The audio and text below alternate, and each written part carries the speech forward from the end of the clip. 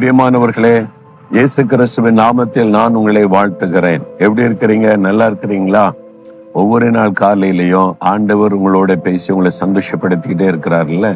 இதை விட நமக்கு என்ன வேணும்? இயேசு உங்க கூட இருக்கிறார், அவரோடு நடக்கிறோம்ல. இது கிறிஸ்துமஸ் மாதம். கிறிஸ்துமஸுக்காக எல்லாம் ஆயத்தப்படுவீங்கல்ல. கடன் வாங்கி ட்ரெஸ் எடுக்கிறது, கடன் வாங்கி அலங்காரம் பண்றது, கடன் வாங்கி செலவு பண்றது செய்யக்கூடாது. உங்களுக்கு என்ன இருக்குதோ அதுக்கு ஏற்றபடி ட்ரெஸ் வாங்கிக்கொள்ளுங்க. அதுக்கு ஏற்றபடிதான் பண்டிகை ஆசரிக்கணுமே தவிர கடன் வாங்கி எதுவுமே செய்யக்கூடாது. இருக்கிறதுல நீங்க சந்தோஷமா பண்டிகை கொண்டாடணும். மற்றவர்களுக்கு ஆசீர்வாதமா இருக்கணும். அதுல இன்னொரு ஏழைகளுக்கு உதவி செய்து அவங்களை சந்தோஷப்படுத்தணும். அதுதான் உண்மையான கிறிஸ்துமஸின் சந்தோஷம். அது எப்பொழுதுமே மனசுல பதித்து கொள்ளணும். வீண் செலவுகள் பண்ணி நீங்க கடன்காரர்கள் ஆகிவிடக் கூடாது. இது கிறிஸ்துமஸ் காலம். டிசம்பர் மாதம் வருட கடைசியில் இருக்கணும். கிறிஸ்துமஸ் வருது 25ஆம் தேதி. நம்ம யாரும் கடை வாங்காத கிறிஸ்துமஸ் கொண்டாடணும் அப்படின்றாரு மோகன் சி லாசஸ் அவர்கள். இங்கே எல்லார்கிட்டும் காசு நிறைய இல்லை, பற்றாக்குறையில் இருக்குது. கடை வாங்கி கிறிஸ்துமஸ் கொண்டாடுற ஆட்களும் இருக்குது. நம்மளும் கொண்டாடினோம் தான். என்ன, வட்டிக்கு வாங்கி கடை வாங்கி கொண்டாடின நாட்கள்லாம் இருக்குது. அப்போது நம்ம என்ன செய்தோம்? காணிக்க கொடுத்துருந்தா இருந்தோம். மாதம் காணிக்க, பாஸ்டருங்க வீட்டுக்கு வரும்போது காணிக்க, இதில் பலதரப்பட்ட காணிக்கைகளை நம்ம கொடுத்துட்டு இருந்தோம். இந்த காணிக்கையில் கொடுக்காமல் இருந்தாலே இன்றைக்கி நம்ம கிறிஸ்துமஸை கடன் வாங்காத கொண்டாடலாம். இப்போ மோகன் சி லாசஸ் சொல்கிறாரு, இந்த காணிக்கை இதில் அவர்கிட்ட எவ்வளோ காசு கொடுத்துருப்பாங்க. ஏழைகள் கஷ்டப்பட்டு அந்த காசெல்லாம் இவர் வேணாம் சொல்லிட்டாரா? ஐயோ, நீங்கள் கடன்கார ஆகக்கூடாது, இந்த காசெல்லாம் சேர்த்து வச்சு கடனை அடைங்க, கடனில்லா வாழ்க்கையை வாழுங்க அப்படின்னு சொல்லிட்டாரா இந்த மோகன் சி லாசஸ் அவர்கள்? காசு எவ்வளோ கொடுத்தாலும் வாங்கி பாக்கெட்டில் போட்டுக்கிறது, செக்கு அமௌண்ட்டு எவ்வளோ வந்தாலும் காணிக்காது ஏற்றுக்கிறது.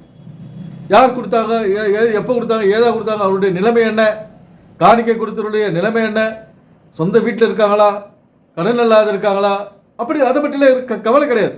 காணிக்கை வாங்கி போட்டுன்னு ஊராக சுற்றிக்கினேன், நாடாக சுற்றிக்கினேன், கண்ட்ரியாக சுற்றிக்கினேன், பைபிளை பற்றி சொல்கிறேன் அப்படின்னு சொல்லிட்டு மக்களுடைய காணிக்கை காசில் ஊராக சுற்றுறாரு. மக்களுடைய கஷ்டத்தை எல்லாம் எண்ணி பார்க்குறவர் இல்லை இந்த மோகன் சி லாசஸ் அவர்கள். கடன் இல்லாத வாழ்க்கைக்கு இந்த பைபிள் என்ன சொல்லுது? கல்வி பற்றி இந்த பைபிள் என்ன சொல்லுது? படித்தா நல்லா இருக்கலாமே, நல்ல ஒரு உத்தியோகத்துக்கு வேலைக்கு ஜாபுக்கு போகலாம், நல்லா சம்பாதிக்கலாமே, அதை இந்த மக்களுக்கு சொல்லலாமே நம்ம அப்படின்ற உணர்வு இவர்கிட்ட இல்லை. இந்த பைபிள் ரகசிய மரபுகளை ஏற்றுக்கொள்கிற மனப்பக்குவம் மோகன் சி லாசஸிடம் இல்லை. இதனால் அவர் பைபிளில் இருந்து எந்த விஷயத்தையும், ஒரு நல்ல விஷயத்தை, நமக்கு பயனுள்ள விஷயத்தை இது நமக்கு சொன்னதே கிடையாது. பயனில்லாத விஷயம், தேவையில்லாத விஷயம், ஒரு வாழ்க்கைக்கு ஒத்து வராத விஷயத்தை தான் மோகன் சி லாசஸ் மணிக்கணக்கில் சொல்கிறாரு.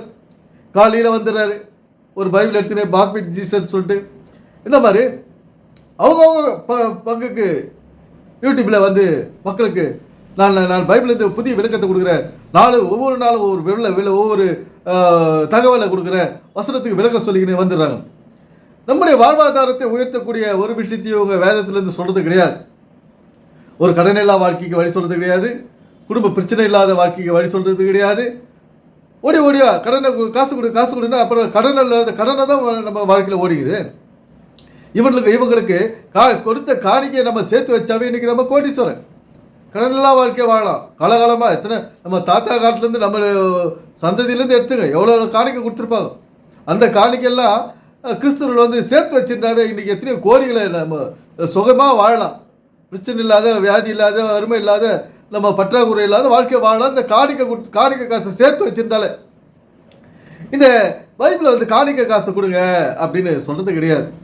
இவங்களா ஏற்படுத்திக்கிறது. இதெல்லாம் சர்ச்சு ஒரு கட்டடத்தை கட்டினாங்க, மக்கள் பாட்டு பாடி கைத்தட்டி ஜபம் பண்ணி காணிக்கை காசை நமக்கு கொடுக்கணும் அப்படின்னு இவங்களா ஏற்படுத்திக்கிறது. பைபிள் இதெல்லாம் விரும்புறது கிடையாது. இவங்களுடைய ஆராதனையோ, இவங்களுடைய வேத வாசிப்பையோ, இவங்களுடைய பாட்டையோ, கூத்து நடனத்தையோ பைபிள் விரும்புறது கிடையாது. வேதம் விரும்புவது என்னென்னா நம்முடைய வாழ்க்கை சீர சிறப்பமாக வாழ வேண்டும் என்பது இந்த வேதத்தின் விருப்பம். நம்முடைய வாழ்க்கை கடன் இல்லாதவள் வாழ வேண்டும் என்பது இந்த வசனங்களின் விருப்பம். அதை நம்ம புரிந்து கொள்ளணும். நாம் ஒன்றும் இந்த வேதத்துக்கு விரோதமானவங்க இல்லை. இந்த பைபிளுக்கு நம்ம பகைவன் கிடையாது. ஏன்னா பகைவன் கிடையாது. நான்லாம் பைபிளுக்கு பகைவன் கிடையாது. ஏன்னா அந்த பைபிள் நம்முடைய வாழ்வியல் புத்தகம். அந்த வாழ்க்கையை நம்ம வாழ்ந்தா தான் நமக்கு அது நமக்கு இன்பத்தை தரும், ஒரு சுகத்தை தரும், பிரச்சனை இல்லாத வாழ்க்கையை தரும். பைபிள் சொல்லும் வாழ்வியலில் நம்ம வாழ்ந்தா தான் உன்னுடைய வாழ்க்கையை நீ வாழ்ந்து விட்டு போ அப்படின்னு சொல்லுது பைபிள். என்ன சொல்லுது பைபிள்?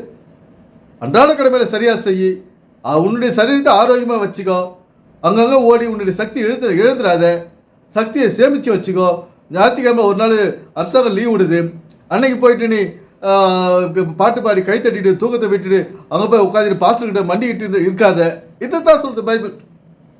என்ன, உன்னுடைய ஆரோக்கியத்தை காத்துக்கோ, வியாதியிலிருந்து உன்னை காத்துக்கொள்ள அப்படின்றது தான் இந்த பைபிள் சொல்லின்னு இருக்குது காலகாலமாக. ஆனால் இந்த மோகன் ராச போன்றவர்களுக்கு இதெல்லாம் மண்டியில் ஏறதே கிடையாது, மைண்டுக்கு வர்றதே கிடையாது.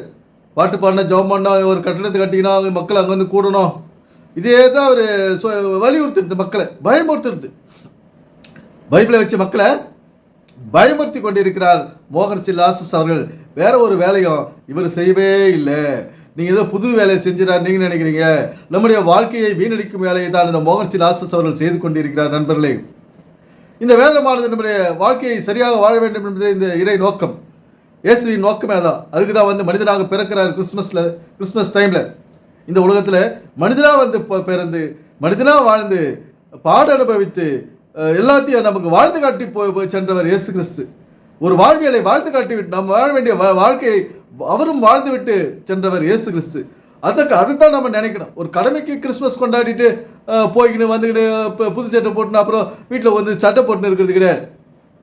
ஏன்னா நம்முடைய பிரச்சனைகளை தீர்க்கறதுக்கு தான் அவர் மனிதனாக வந்தார். நம்முடைய பணப்பற்றாக்குறைய போக்குறதுக்கு தான் அவர் ஏழை கோலம் பூண்டார். நம்ம பணக்காரனாக்கிறதுக்கு தான். எப்படி பணக்காரனாக்க முடியும்? நம்ம இன்றைய காலத்தில் படித்தா பணக்காரன் ஆகலாம், எப்படி கல்வி கற்றால் பணக்காரன் ஆகலாம், நல்ல அறிவு ஞானம் வளர்த்துக்கிட்டா நல்ல உத்தியோகத்துக்கு போகலாம், வெளிநாட்டுக்கு போகலாம். இப்போ படிக்காதவங்க வெளிநாட்டுக்கு போய் என்ன பண்ண போகிறாங்க? அதுக்கேற்ற வேலை தாங்க அங்கே கிடைக்கும். என்ன, படிக்காதவங்க எல்லாம் வந்து என்ன வேலை செய்வாங்க? ரோடு பெருக்கிற வேலை, பாத்ரூம் கழுவுற வேலை, வீடு பெருக்கிற வேலை, இதை தான் நம்ம அங்கே வெளிநாட்டுக்கு போய் செய்ய முடியும். யாரும் படிக்காதவங்க. ஆனால் படித்தவங்க நல்லா லட்சமாக சம்பாதிக்கலாம். வெளிநாட்டுக்கு போயிட்டு உள்ளூர்லேயும் நல்லா சம்பாதிக்கலாம். கல்விக்கு என்னமே ஒரு கௌரவம் இருக்குது, அதனுடைய தரம் வேறு தான். அதுக்குன்னு நம்ம இந்த வேலையில் நம்ம மட்டமாக பேசலை. இது பெருக்கிறது, வீடு பாத்ரூம் கழுவுறது மட்டமாக பேசலை. இதை வந்து படித்தா உயரலாம், உயர்வான வாழ்க்கைக்கு போகலாம், நல்ல பணப்பற்றாக்குறை இல்லாத வாழ்க்கையை நம்ம வாழ முடியும் என்பது இறை நோக்கம். கிறிஸ்து என்றால் கல்வி. அதை இந்த மோகன் லாசஸ் அவர்கள் சொல்கிறதே கிடையாது. நல்லா படிங்க, ஏன் ஓடியாருங்க, உங்கள் சக்தியை சேமித்து வைங்க, உங்களுடைய அறிவை பெருக்கிக்கோங்க, கல்வியின் மூலம் நீங்கள் கற்று நல்ல எதிர்காலத்தை உங்களை வளப்படுத்திக்கிங்க அப்படின்னு இந்த மோகன் லாசஸ் அவர்கள் சொல்கிறது கிடையாது. அவரது வாயிலேருந்து இதெல்லாம் வர்றது கிடையாது. ஏன்னா கடன் வாங்காத கிறிஸ்மஸ் கொண்டாடுங்க, கிறிஸ்மஸ் கொண்டாடலாம். ஏன் கொண்டாடுறோன்றதை நம்ம அதை சிந்திக்கணும். எதுக்காக இயேசு கிறிஸ்து மனிதனாக பிறந்தாரு அப்படின்றத சிந்திக்கணும். கிறிஸ்மஸ் கொண்டாடுறது தப்பு கிடையாது, கொண்டாடலாம், சந்தோஷமாக கொண்டாடலாம். கடன் வாங்கி கொண்டாடக்கூடாது. கடன் வாங்காத நம்ம எப்படி பணத்தை சேர்த்து வைக்கிறது, எப்படி சம்பாதிக்கிறது, எப்படி அதை சரியாக செலவு பண்ணுறது எப்படி அப்படின்றத நம்ம போதிக்கணும். நம்ம அதுமாதிரி நடக்கணும். இதை 4 பேருக்கு நீங்கள் ஷேர் பண்ணுங்கள் இந்த வீடியோஸ் எல்லாம். இது இவ்வளோ விஷயமா யாரும் சொல்ல மாட்டாங்க, எவ்வளோ தைரியமாக சொல்ல மாட்டாங்க. மக்களுக்கு பயனுள்ள வீடியோவை யாரும் போட்டதே கிடையாது. ஏன்னா பைபிள் ரகசிய மறைபொருள் நம்முடைய வீடியோவில் ஒவ்வொரு வீடியோவில் சொல்லின்னு இருக்கேன். நம்முடைய வளமான வாழ்க்கைக்கு வழி, கடன் இல்லாத வாழ்க்கைக்கு வழி, பண பற்றாக்குறை இல்லாத வாழ்க்கைக்கு வழி, பேங்க் பேலன்ஸோடு நம்ம எப்படி இருக்கிறது, அதுக்கு என்ன வழி, நம்ம சம்பாதிக்கிற காசை சரியான விதத்தில் செலவு செய்து நாம் ஆரோக்கியத்தோடு வாழ்றது எப்படி வழி அப்படின்றது தான் இந்த நான் ஒவ்வொரு வீடியோவில் சொல்லிட்டு இருக்கேன். நண்பர்களே, இந்த வீடியோவை லைக் பண்ணுங்கள், ஷேர் பண்ணுங்கள், கமெண்ட்ஸ் பண்ணுங்கள். நன்றி, வணக்கம் நண்பர்களே.